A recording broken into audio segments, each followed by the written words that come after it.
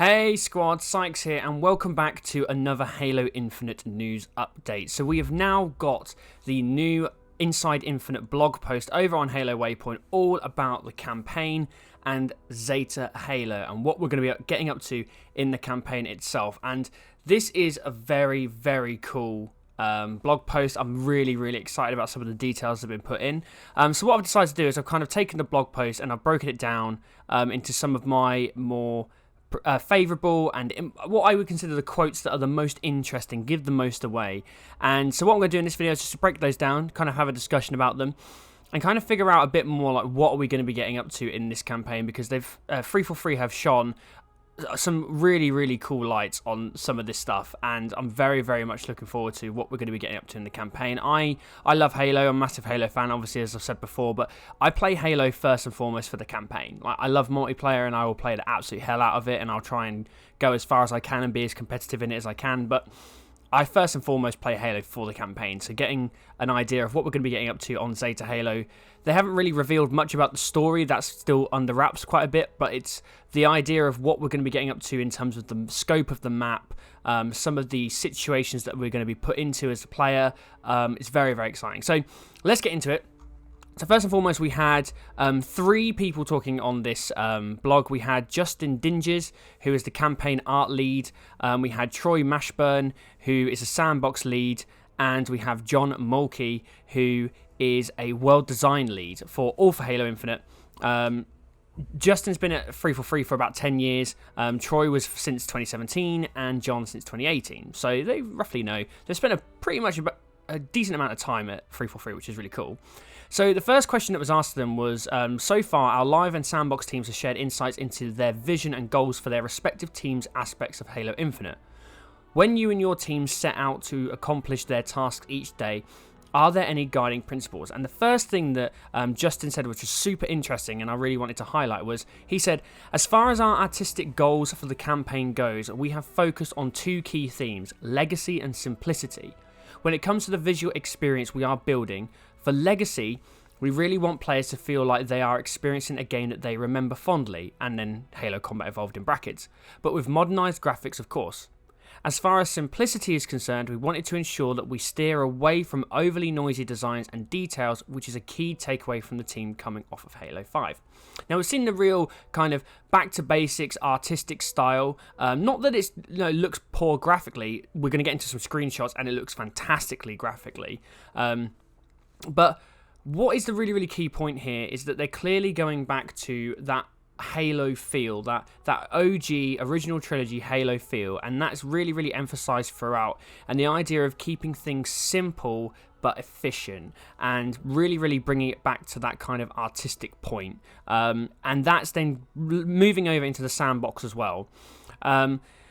Then Troy then says, a quote, it says, at a project-wide level, we use terms like super soldier, story-driven, and spiritual reboot to help describe the experiences we want to deliver. Now, super soldier is obviously a given, because that's what Chief is. Story-driven, this is something that I'm very much happy about, because I felt that Halo 5's story is the weakest in the entire series. So the idea that they're really putting this front and center and going to town on this point is really important for me, because I felt the story was so underwhelming in Halo 5. And more importantly, more than just necessarily the world and the sandbox and what we're going to be getting up to in terms of gameplay, I really want an awesome character-based, deep, driven story. And really strong narrative for Halo Infinite, and that's something that we lacked a lot in Halo 5, but we got in bucket loads in Halo 4, so that's really exciting. The next question was then, where do you look for inspiration when it comes to bringing this world and those experiences to life? Are there specific elements of prior games that you look to? So a really interesting point from Justin was that our main source of artistic inspiration for Halo Infinite setting began right in our own Pacific Northwest backyard, obviously Pacific Northwest of America, and I kind of get that vibe. I'm not American, obviously, but I kind of get that vibe very early on, the kind of the open, expansive forest, the pine trees, the fern trees, all that kind of stuff. So that looks like it's going to be a biome, a real-life biome that's heavily influenced Halo Infinite and its design, which is awesome. And then he also went on to say, with regards to the art direction and the artists themselves, so as an example, you can see in many of our media pieces we have introduced the idea that just below Zeta just below the Zeta ring's organic surface is a forerunner framework of millions of vertical hexagons that make up the ring structure. And due to the extreme damage that Zeta has endured, these hexes are exposed and displaced, creating a dynamic landscape that gives us a unique visual and allows for some really fun gameplay. So we kind of hinted that already, that, you know, the hexagons themselves were kind of remnants of the battles that came before, and the fact that it was probably the ring trying to repair itself, or the sentinels on the ring trying to repair the ring. Again, this is really cool. Again, hopefully it gets a little bit of a graphical upgrade from where it was last summer. Because I think those hexagons, even though they look really, really cool and they offered some really interesting gameplay scenarios, they did look a little flat. So I'm hoping they're going to like pop and look a bit more mysterious than what they were in the demo last year. And then finally, from that part, Troy also says that the mission... so he went on to talk a little bit more about Silent Cartographer from Halo CE and kind of how that helped motivate him and motivate the team in particular. And he said that the mission made him feel like I was in control, initiating combat when I chose, on foot or in a vehicle, interior, exterior, with Marines and without. Recapturing the feeling of this mission has been one of the inspirations behind my gameplay direction, and obviously then the wider gameplay direction of the game and the team. So it seems to, and this is a running thread, that the reality now is with Halo is we're going to kind of lose a lot of the linear style missions that we had. There'll be linear points, of course, but those are linear style missions moving through point to point to point, through corridor.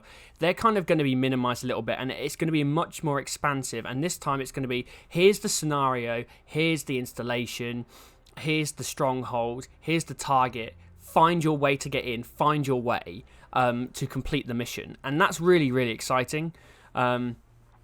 So then we talked about, we talked a fair amount about Halo Infinite being a spiritual reboot. What does that mean to you from your perspectives? So Justin said that as a prime example, we've specifically chosen to begin Chief's journey in Halo Infinite within the Pacific Northwest Forest biome on a new ring, which is a deliberate ode to the past. Obviously, that first opening Halo mission on Halo Infinite, on Halo Combat Evolved. And then what was a really interesting point is he then said that jackals and grunts have been moved back closer to their appearance in Halo 3 and in previous titles. So grunts, we kind of saw that in the campaign trailer a little bit, but we also, the one that really popped out for me was the jackals. The jackals have really kind of gone back to that OG style, and their design a bit more upright, kind of longer, skinnier neck. Than they were kind of like hunched over and a bit more like raptor-like in Halo 4 and Halo 5, and they're obviously going to move them back. Troy also said that they were looking at, when it comes to spiritual reboot, about the feeling. So the feeling is the key word here, because we want to evolve by creating new experiences and new opportunities, but still maintain the original essence. So the idea is that they want to still make it feel like how it was back in the day, how it was in CE 2 and 3, but still not get caught up in the past and allow for new creative experiences to take place with new opportunities. And that's when a lot of the talk was about the grapple shot, and that's why the grapple shot has been implemented here. It's so, yes, we're going back to that original feeling of Halo with the expansive kind of terrain, you know, exploring the ring for the first time, but instead we're adding in a really, really cool new feature that's going to affect your traversal and affect your gameplay and experience through this map that we're creating, which is really, really neat. Then John goes on to say that, and this is a really cool bit, and I'll get to the kind of hidden gem here, was that Zeta Halo invites exploration and discovery, the stories to be found, and player agency in how you utilize a robust sandbox of tools to overcome a mission or encounter. And I'll get back to that kind of stories to be found, because there's a little bit of a hidden audio log in this blog post, which we'll get to at the end, but that was really, really neat. And the idea that clearly there's going to be lore, maybe not lore bits, but there's going to be other additional stories that are going to be hidden within Zeta Halo itself, which is awesome. And I cannot wait to go out and explore and try and find those little nuances that may be missed that kind of add to the story or add to kind of future stories, which we'll get to in a second as well. The question was then asked, what's your personal favourite aspect of this world and all the experiences therein? So Justin said, one of my favourite features in the game is our time of day lighting system that is active while you are playing the game. This has been one of, if not the largest graphical feature implemented into our engine over the past few years. And they shared a really awesome screenshot of this on the blog post itself, and I'd definitely check it out. I'll put it in the video now. But this really changes a lot of the aspects that we kind of were maybe criticizing a little bit in the campaign demo. The idea that this day-night cycle or time of day lighting system really changes completely how Zeta Halo comes alive. It's kind of this very serene, almost like paradise in the day, but it comes with this kind of almost like ghostly mystery with some of the Forerunner structures in the night. And I'm really excited to see how this not only looks in-game when it's running, but also how it's going to affect your gameplay decisions and how much your decisions are going to change, whether you're in the middle of the day or whether you're in the early morning or whether you're late in the evening. And it looks absolutely fantastic. It looks gorgeous, and I cannot wait for that.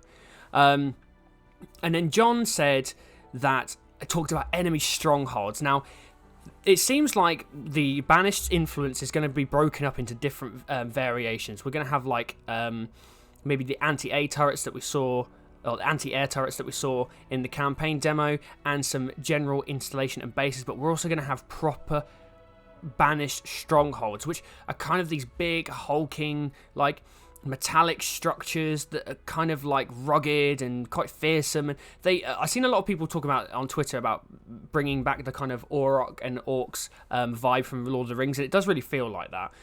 So he said about the options that the player is going to get. So it's about, do I blaze through the front gate in a warthog full of marines and just light the place up with zero subtlety? Do I scout the perimeter and discover a subterranean entrance that allows me to enter through one of the interior structures? Or do I grapple shot to a sniper tower, take out the inhabitant, and begin picking off enemies from my raised vantage point? So it really kind of sets up these kind of side missions or kind of alternative things that you're going to be able to do by, there's a high profile target held up in the stronghold, go take him out and do it whatever way you feel you want to. And this kind of openness and this variability that we're going to get within the campaign is super exciting, because some of my favourite games that I've played, favourite open world games, are ones where you are able to determine the path that you want to take instead of being forced down a particular path. And it looks like Halo Infinite's campaign is going to have a lot of that, which is really neat. Then it came to story is going to be coming at the player from every angle, and it's safe to say Zeta Halo is as much a character in Halo Infinite as Chief, the pilot, or Escharum. How does this world and the world team's work support the narrative experience? So Justin said, most importantly, there's an epic visual story to be told of not only what's recently happened to it, but also one that implies its mysterious past and what implications it holds for the future. First, to visually show what is happening in current times with the violent occupation of the Banished forces and how it has shaped the landscape of the Ring, and second, to create mystery and intrigue around Zeta's past and ultimate purpose. He also says that players will not only experience the immediate stories of Chief's reawakening to confront the Banished and Cortana, but if they look around, they may find glimpses of the future as well. Now, this whole thing sums up the kind of idea that I've been thinking, and I know a lot of people have been thinking, is that if Halo Infinite is really truly being set up as a platform to last 10 years, we're going to see more than just this campaign, right? We're going to see multiple campaigns or multiple iterations of this campaign, and the story is hopefully going to get added to incrementally over maybe a couple of years between each large campaign. And this really sets up the idea that the resolution is not going to be just in this campaign. We're going to have some of the story wrapped up now, but it's also going to lead to greater things coming down the road. And that's where a lot of people said the reason why we haven't seen Atriox yet is because Atriox is likely going to come into Halo Infinite's story at some point further down the line.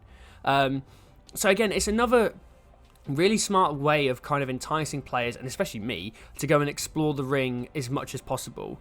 And then John goes on to say there are missions that will pull you through the golden path. So they're calling the main kind of quest line, the gold, or mission line, the golden path of the primary narrative. But more than any previous game, we are breaking down the walls to create a more open play space, offering exploration and discovery, which is awesome, because I think one of the big negatives about Halo 5 was how quick you were kind of locked in to the area that you were playing in. Like, there was no variability, there was no range to go and explore the areas, and there was always boundaries and kill boxes and all this kind of stuff. It's like, no, let me go and like look around.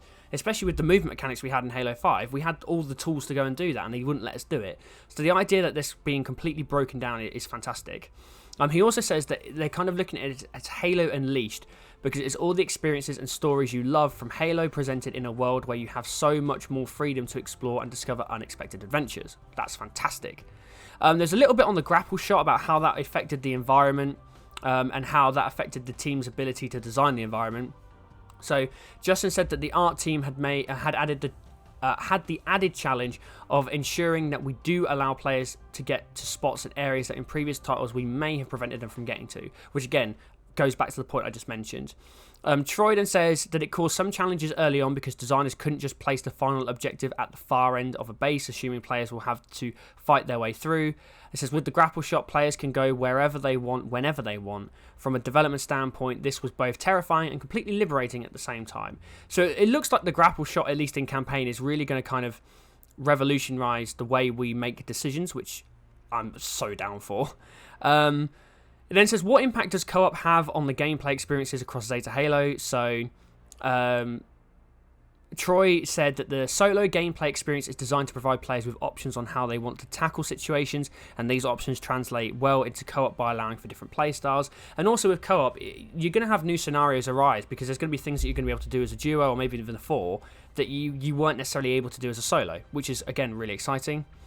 And then it says, as we look ahead to launch this fall, can you give us a sense of what you and your team are focused on over the remaining months? So Justin then said, for sure, the art team, like most of the development teams, are quickly wrapping up all of our remaining tasks and polished items as we approach our bug fix and performance stage of games development.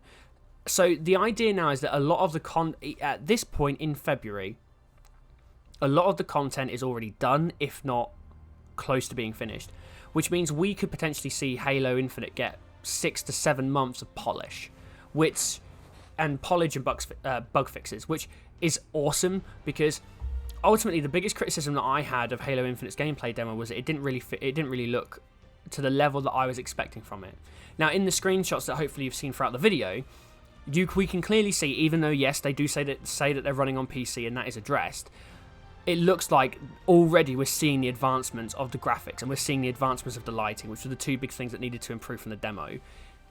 That's now. And this game probably isn't going to come out to October, at least, maybe pushed back to November with the 20th anniversary date. That's a lot of time to continue to advance this game forward, which is awesome. And then the big final bit that I wanted to kind of end on was from Joseph Staten, who obviously is now Halo Infinite's head of creative. And there's quite a big quote here, but I couldn't not leave it out because it sounds amazing. So this is what he said. He said, as you read this month's update and look at the screenshots, you might have the same question I did when I joined the team last fall. What kind of game is Halo Infinite? Infinite's world is incredibly large and its vast combat zones connect seamlessly to each other, which means it's not going to be a zonal open world, or if it's going to be a zonal open world, we're at least going to easily be able to transition between the different areas. Its vistas are filled with adventures that entice you to stray from the Golden Path story missions. Again, that Golden Path again. From a distance, it might appear that we're building an open world game, but that's not really the case. We're making a Halo game, a sandbox shooter where our goal is to make you feel like the most powerful actor in a rich, emergent sci-fi combat simulation. What you will spend time doing is plummeting from a rocky overlook into the heart of an enemy patrol, eliminating their leader with a well-struck plasma grenade, using your grapple shot to pull his power weapon off the ground and into your hands, and then empty its magazine into the rest of the patrol, scattering the nearby wildlife back to their burrows. I mean, how awesome does that sound? Which is to say, we've designed Halo Infinite so that we're freer than we've ever been to do what Spartan super soldiers do best. Survey a battle space, plan your attack, engage the enemy, deal with whatever surprises the sandbox throws your way, and then rearm for the next battle. What's different this time is that you have more freedom than ever before to choose your path through the world. Follow a hidden cave system into a well-guarded fortress. Wind your warthog through a fog-filled mountain pass. Capture a banshee and fly to a floating ring fragment across a gap of stars. That is the best quote of this blog. A strong narrative remains at the heart of the Master Chief's adventure, and your journey between story missions is entirely up to you. And finally, we have that audio log clip, that tiny little audio log, 45 seconds long. I was unable to capture it, but I have transcribed the dialogue for you. So it involves Halsey, Chief, and an unknown character, an unknown male character. I can't be certain who it was. It may have been Lasky, but I'm not sure. So Halsey says, "How many now?" The unknown character says, 16 systems shut down so far. Seemingly random locations. I'm attempting to lock her and the others out of the, and then Halsey interjects saying, "You will not be able to stop her. She knows more about how this all works than, well, anyone." Chief then comes in and says, "Dr. Halsey." Halsey's like, "John?" Chief's like, "What's the plan?" Halsey says, "The plan? Right now, we are in survival mode again. Cortana's message has spread across the galaxy. Most sentient AI are siding with her." Chief says, "Against us?" Halsey, "Yes, but maybe not you. Tell me, John, what was the last thing she said to you?" And Chief finally says, "She said goodbye." And that's a wrap. Well, that's pretty much all the major points that I've picked out of the blog post. If you think there's anything else you want to discuss, then please, by all means, let me know in the comment section. I think my closing thoughts is that this information that's come out in this blog post has made me incredibly hyped for the campaign itself. I know there's still a lot of time to go. They've got a lot of work to do still on several areas of the game. We haven't heard anything about multiplayer.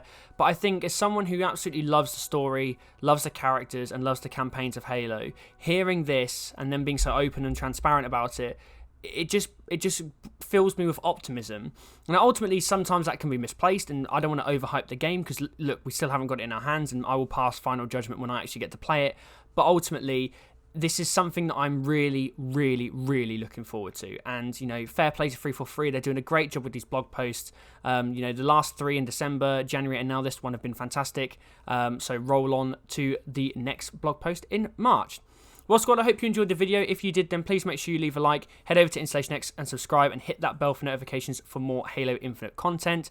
Let me know your thoughts on the blog post in the comment section. Follow myself and the channel on social media with links in the description. And as always, I'm Sykes, and for more on Halo Infinite and all things Xbox, stay tuned to InstallationX. Bye, guys.